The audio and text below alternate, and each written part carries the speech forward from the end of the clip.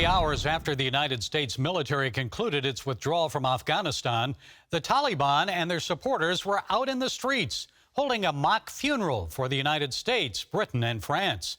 After 20 years, the Taliban are claiming victory over the West. Meanwhile, at the homes of Afghans who helped the Allied powers, spasmodic knocks on the door, and then this.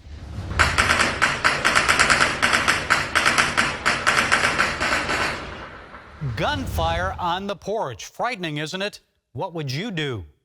And Taliban enemies aren't the only ones at risk. Afghan Christians are also in grave danger. My colleague George Thomas obtained an exclusive interview with Christians hiding at a safe house in Kabul. Here's what one of them had to say.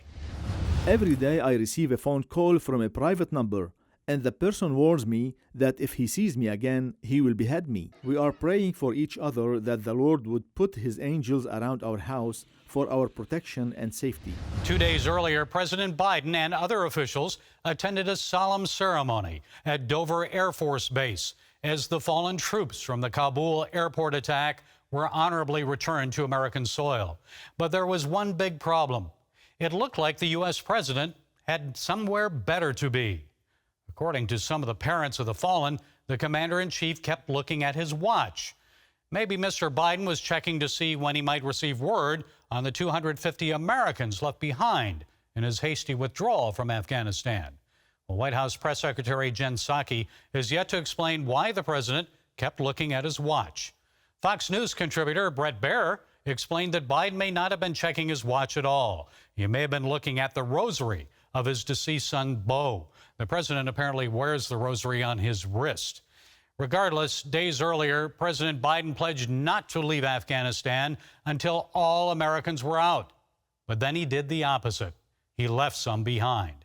When the President of the United States is sworn into office, he takes an oath to preserve, protect, and defend the Constitution of the United States. And that includes protecting the American people. That is his primary duty. And on this, Joe Biden has failed. And so have our military leaders. They may argue that they were just following the orders of the commander-in-chief when they hastily abandoned Bagram Air Force Base, the best place, by the way, for American and Afghan evacuations. But they and President Biden must be held to account for abruptly leaving Americans and Afghans at risk, and for their recklessness, which led to the death of 13 servicemen and women at Kabul airport. A group of 87 retired U.S. generals are calling on Defense Secretary Lloyd Austin and Joint Chiefs Chairman General Mark Milley to resign. That would be a good start. Also, Congress should hold hearings to determine what happened, investigating the intelligence received and the decision-making process that led to the hasty withdrawal. Our nation has been humiliated. Accountability and apologies are a must.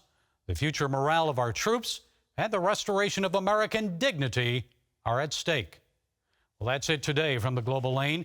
Be sure to follow us on the CBN News and NRB channels, social media, and our broadcast affiliates. And until next time, be blessed.